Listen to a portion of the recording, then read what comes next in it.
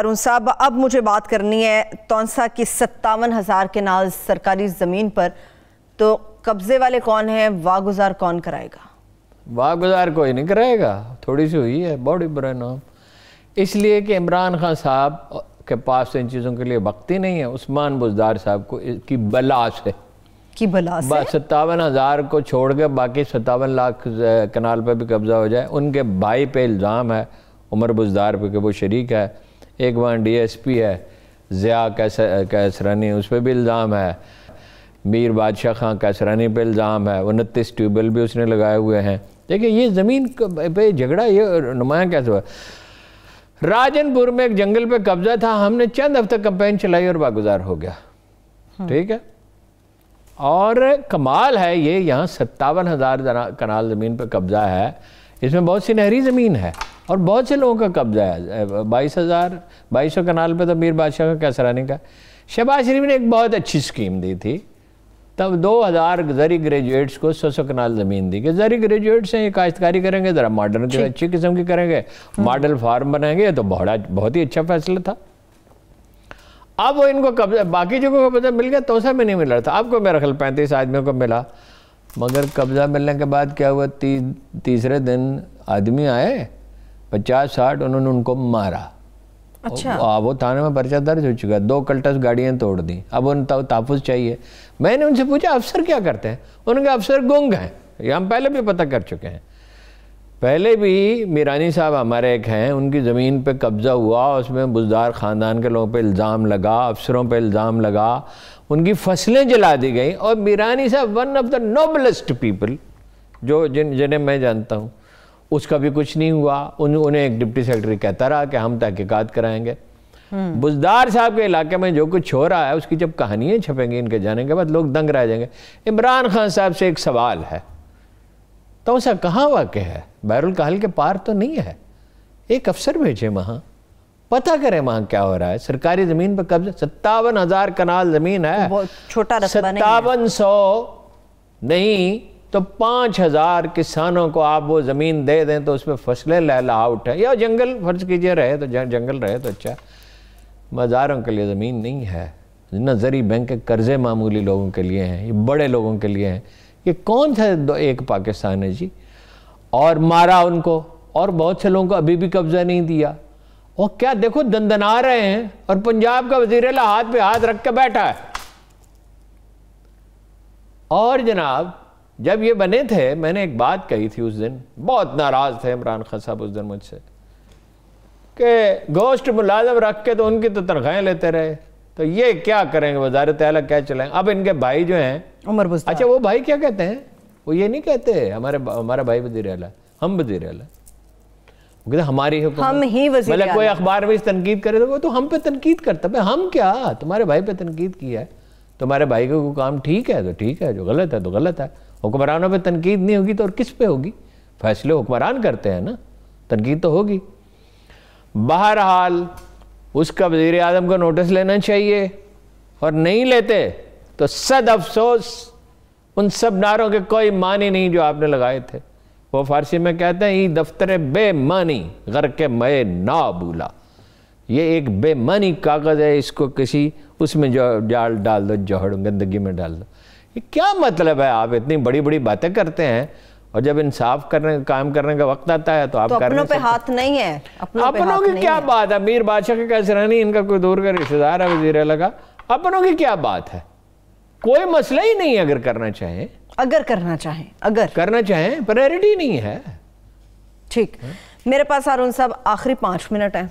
3 बड़े अहम टॉपिक हैं, जो आपकी चॉइस है आप वो पहले पिक कर लीजिए। मुझे ड्रैप पे बात करनी है, गुलबदीन हिकमतयार के दौरे पर बात करनी है, सेहत के ऊपर बात करनी है। ड्रैप का बड़ा सिंपल मसला, 2.76 अरब का गबन हुआ, ऑडिटर जनरल कहता है, या बेकायदगी हुई है। सिर्फ मुलाजमों की तनख्वाह में और ख़रीदारी में 400 दवाएं इन्होंने मंगवाई इंडिया से। काबीना ने इजाज़त दी, जान बचाने वाली दवाएं मंगवा लें, शैम्पू भी मंगवा लिया, एस्पिरिन मंगवा ली। इनमें से कुछ लोग हैं, ये 4 का एक टोला है जिसे ड्रैप के लोग इल्ज़ाम लगाते हैं कि जराइम पेश है। चीफ एग्जीक्यूटिव को हटा दिया है, मगर अब कोशिश की जा रही है कि वो चीफ एग्जीक्यूटिव के ओहदे पे तो न रहे मगर बाकी ओहदों पर रहे। कहा जाता है कि तुर्की में, इंडिया में और चीन में इनकी फैक्ट्रियां हैं। अच्छा, ये रजिस्ट्रेशन के पैसे लेते हैं, ये एक ग्रेट माफिया है। इल्जाम ये है 8 इंस्ट्रक्शंस गई हैं प्राइम मिनिस्टर हाउस से, तहकीकात होती क्यों नहीं है? क्यों? 2 वजीरों को खा गए, वो तो माफिया है, ताकतवर है, वो लोग तो यही कहते हैं। वजीर आजम से भी ज्यादा ताकतवर है। और वजीर आजम जाहिर है हर वक्त तो टाइम नहीं होता ना, वजीर आजम ने टीम ऐसी बनाई ही नहीं है ना जो इम्प्लीमेंट कर सके। टीम ऐसी होती, बैठा होता वहाँ डॉक्टर सेटल, तो देखते कैसे अपना ये जुर्म जारी रह सकता है। या और कोई लोग होते, जब चला गया था पहला पुलिस का जो एडवाइजर रखा था नासिर दुर्रानी, तो उसी दिन बात तो वाज़ेह हो गई थी। बात वाज़ेह हो गई थी। अच्छा, दूसरा मौजूद क्या है? मुझे गुलबदीन हिकमतियार पे आपने अख्तर हुसैन की बात नहीं की, गालिबन ये वही शख्स है जिनके बारे में कहा हाँ। अच्छा जी, आप वजारत सेहत में एक मसला है, जो कंपनियां बनाई थी ना, चीफ जस्टिस ने पूछा इनका स्टेटस का ही क्या कर रही हैं, उसमें एक अजीब व गरीब चीज़ का पता चला। एक तो खैर ये पता चला कि बेशुमार मुलाजिम रखे हुए हैं, डाक, रोज़ाना तनख्वाह सरकारें, ये कंपनियों की बनी थी कि जी काम तेज़ रफ्तारी से हो, लाल फीतन हो, 10 से 15 लाख रुपए तनख्वाहें। एक आदमी सेक्रेटरी भी है, चीफ एग्जीक्यूटिव भी है। दरअसल तो ये इत्तफाक सिविल, पंजाब सिविल सर्विस को इत्तफाक सिविल सर्विस बनाने की कोशिश। अच्छा, अब उसमें गाड़ियां 2-2, 4-4, 2-2 करोड़ रुपए की गाड़ियां, अनलिमिटेड पेट्रोल। अच्छा, अपने जो चहेते उनको डायरेक्टर रख लिया और अपनी मनमानी शुरू कर दी। अब नई हुकूमत आई, उसने कोई डायरेक्टर बदले, कोई चीफ एग्जीक्यूटिव का तरीक़ाकार बदला, और सादिक नसीम एक नेक नाम अफसर, मैं ना कभी उनसे मिला ना उन्हें जानता हूँ, लेकिन मैं लोगों से पूछता हूँ तो वो कहते हैं जहाँ गए काम बहुत किया। उनको जो वो महकमा सेहत की है, जो एक कंपनी बनाई हुई है अपना health facilities management company, 40% basic health unit उनके पास है, उसका अव्वल तो फंड ही नहीं कई महीने जारी किया, हालांकि उसकी परफॉर्मेंस बेहतर है। अच्छा, अब वो सादिक नसीम साहब का बोर्ड ऑफ डायरेक्टर्स ने इंतखाब कर लिया, सेक्रेटरी हेल्थ ने रोक दिया है। क्यों रोक दिया? और कहा कि मेरे बड़े ताल्लुकात हैं, मैं जो चाहूँगा करूँगा। मैं जनरल बाजवा साहब से कहता, कैप्टन उस्मान उनका नाम है, ज़रा इसका नोटिस तो लें, क्या ये इल्ज़ाम दुरुस्त है जो लोग लगा रहे हैं? और वज़ीर आज़म से भी, ये क्या मजाक है जी कि एक नेक नाम अफसर को लगाया जाता है और एक और का नोटिफिकेशन जारी कर दे, मैं नाम नहीं लेता, जिसकी सिर्फ 20 साल की सर्विस चाहिए, उसकी 14 साल की है, उस महकमे का आदमी नहीं, ऑडिट एट अकाउंट्स का है, हेल्थ का आदमी नहीं है उसके लिए। अच्छा, ये क्या हो रहा है जी? अगर आपको यही कुछ करना था तो आपकी जरूरत क्या थी? आपसे पहले वाले कर रहे थे ना ये सब, वो यही कर रहे थे। यही कर रहे थे। आप कौन सी तब्दीली? आप रह गए जी हिकमतियार साहब का। देखिए, मेरी उनसे मुलाकात नहीं हो सकी, मैं पहुंच नहीं सका, और फिर तफसील में अर्ज़ कर दूंगा या कालम में लिख दूंगा। देखिए, हिकमतियार के साथ ब्रेक थ्रू हुआ था 4-5 साल पहले, राब्ते यहाँ से किए गए। हिकमतियार पाकिस्तान के लिए का और अफ़गानिस्तान के ताल्लुकात बेहतर बनाने में सबसे अहम किरदार अदा कर सकता है। मैं आपको उसकी शख्सियत के बारे में चंद बातें बताता हूँ।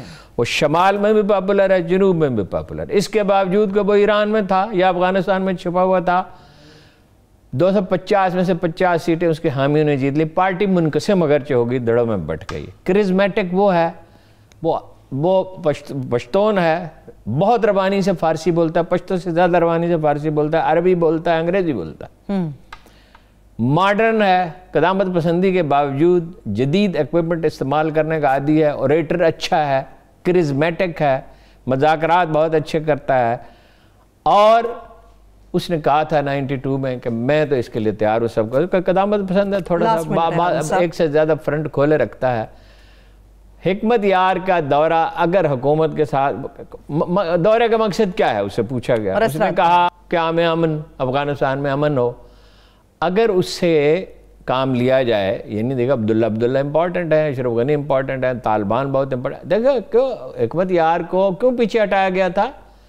वो उनके वजीर दाखिला का मैं नाम भूल गया, जनरल साहब जो थे बेनज़ीर के, उन तालिबान को क्यों आगे बढ़ाया था? रहमान मलिक नहीं थे वजीर दाखिला बेनज़ीर के, वो जनरल साहब। चलें इस पे और उनसे बात करेंगे। वो अपना जो है, इसलिए कि हिकमतियार आज़ाद आदमी है, आज़ाद आदमी किसी को हिकमतियार ना अमेरिका के हाथ बिक सकता है, ना इंडिया के हाथ बिक सकता है।